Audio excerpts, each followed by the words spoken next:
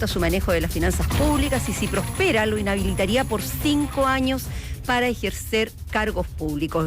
En la Cámara Alta los senadores actúan como jurado, la derecha necesita 26 votos para aprobarla en un escenario ajustado por ausencias, inhabilidades y desmarques. Queremos hablar de este tema, también de la mega reforma, con el senador de Demócratas, Matías Walker, con quien ya estamos en contacto en el Diario de Cooperativa. ¿Cómo está, senador? Muy buenos días. Muy bien, Verónica, muy buenos días. Saludo a Paula también. Buenos días.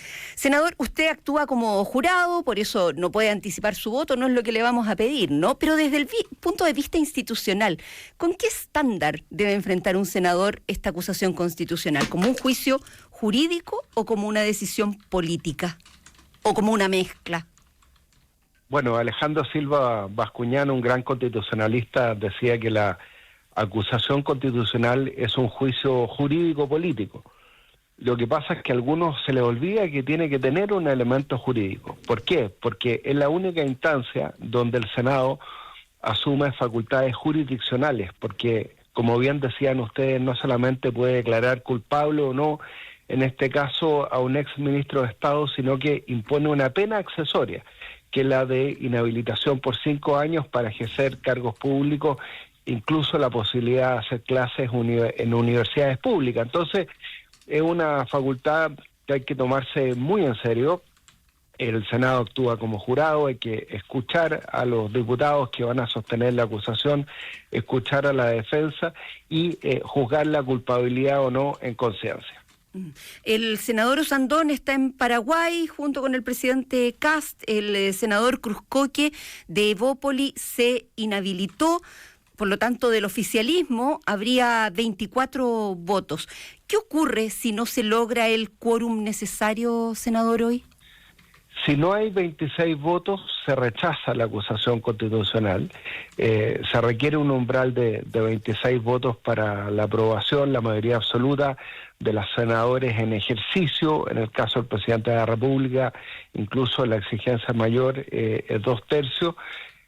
Por lo tanto, claro, ahí las inhabilidades y las ausencias, si bien pueden bajar el quórum constitucional a 25 votos, de hecho entiendo que el senador Osandón pidió permiso constitucional y eso baja el quórum a 25, ¿ya? Claro, pueden incidir.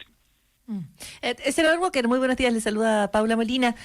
Un par de preguntas más respecto a la acusación. ¿Las ausencias terminan funcionando como formas de negociación o como maneras de orientar resultados en un sentido u otro en el Senado?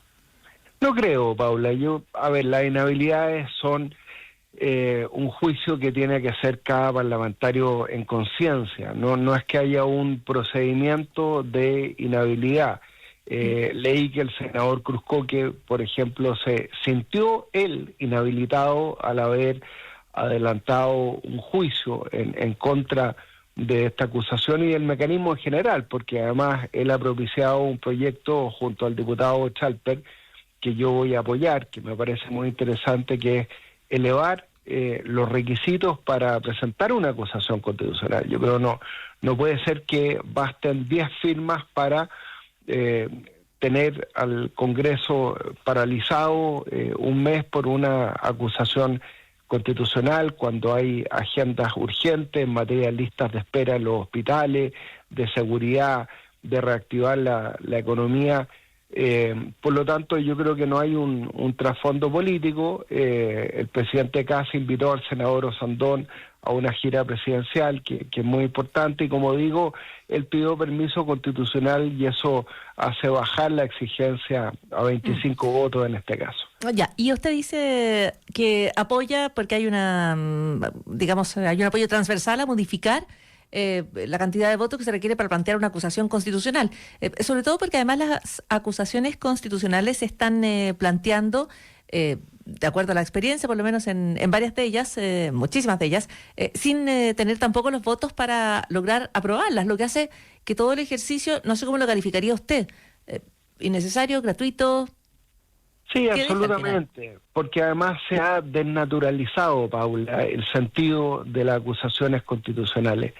Se ha transformado en un juicio político Y nosotros estamos en un régimen presidencial, no en un régimen parlamentario. Hoy día no se juzga si la gestión del ministro Grau fue adecuada o no, o la gestión política, económica del gobierno anterior.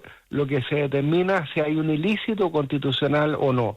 Es decir, si el exministro Nicolás Grau incurrió en una infracción a la Constitución y la ley. Eso es lo que tiene que determinar el Senado como jurado, y eso es lo que se ha venido desvirtuando. A mí me tocó votar en contra de acusaciones constitucionales del gobierno del presidente Piñera, contra el propio presidente en mitad del estallido social, contra la exministra Marcela Cubillos, contra el exministro Raúl Figueroa, y yo siempre he tratado de ser consistente en el sentido que acá hay un juicio jurídico político y el elemento jurídico es muy importante, como decíamos al principio de esta entrevista, porque en el caso del jurado, que es el Senado, ¿no es cierto?, se determina una pena accesoria, y eso significa que tiene que seguirse el debido proceso. De ahí que muchas personas que incluso han sido condenadas en este juicio político han recurrido a la Corte Interamericana de Derechos Humanos. Oiga, senador, hoy sabemos sí o sí si se aprueba o se rechaza la acusación constitucional contra Grau. No hay posibilidad de que se junten y digan, se puede prorrogar. No, votémoslo mañana, no. No, porque el plazo está establecido, Verónica, en la Constitución. El Senado tiene un plazo entre 4 y 6 días hábiles para pronunciarse respecto a la culpabilidad o no, una vez que la Cámara de Diputados declara la admisibilidad de la acusación. Entonces, se citó una sesión hoy día y hoy día hay que pronunciarse. Una última, al menos por mi parte, sobre este tema. El senador Mirosevic, liberal, decidió no viajar con el presidente Kast a Paraguay y Uruguay para quedarse en Chile, dijo, y para votar en esta acusación. No dijo cómo va a votar, pero desde republicanos y nacional libertarios están hablando de pedir su inhabilidad. ¿Hay base en una inhabilidad por decir públicamente que se va a quedar a votar sin anticipar el voto? La inhabilidad la determina cada parlamentario, cada senador en su fuero íntimo. No hay un procedimiento de inhabilitación. Yo también escuché las declaraciones del senador Mirosevic. Dijo que se quedaba para votar. En ningún caso yo leí o escuché que adelantara su voto. Así que no tendría problemas para votar a mi juicio. Pero como digo, la inhabilitación es un juicio personal. En el caso del senador Cruzcoque, él sintió en su fuero interno que estaba inhabilitado por haber adelantado un juicio contrario a esta acusación y bueno, junto con Promovero, un proyecto que, como digo, me parece muy bien para aumentar las exigencias de este mecanismo.